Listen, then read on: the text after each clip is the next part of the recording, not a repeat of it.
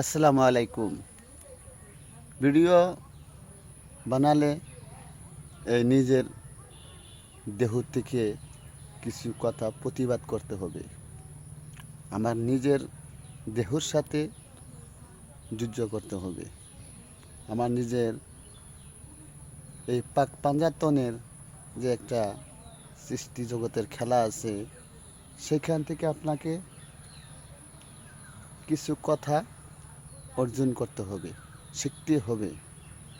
সেরকমভাবে কথা শেখা আপনি ফেসবুকে, ইউটিউবে আপলোড দেন, সবাই দেখবে। যে দেখলে দেখবে, যে না দেখে নাই। তার জন্যে আমার কোনো নুকসান হবে না, কারণ আমার কথাটি তো আর পচে যাবে না, কথাটি থাকবেই।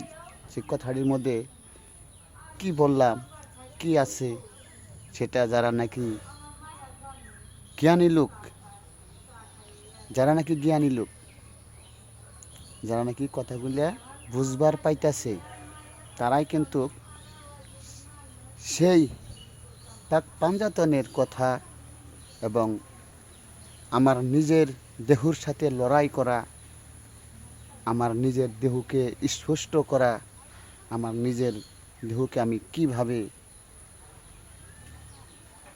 সুদৃঢ় করে তুলব, আমি কিভাবে মানুষের গীবত থেকে বেঁচে থাকব, কিভাবে আমি মিছা কথা থেকে আমার দেহকে রক্ষা করব, কিভাবে আমি সৎ টাকা রোজগার করে খাবো। এটা হলো আমার কর্ম, এটা হলো আমার এই মনের, যেটা আমার মন আছে, এই মনটাকে সুদৃঢ় করা। তারপরে একজনে ভিডিও দেখলে দেখবে, না দেখলে নাই।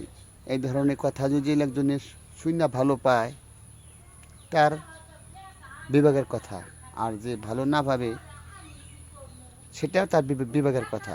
সেটা আমার কখনো লাভ আর লোকসান নাই। আমার যেটা বলা উচিত সেটা বলবোই।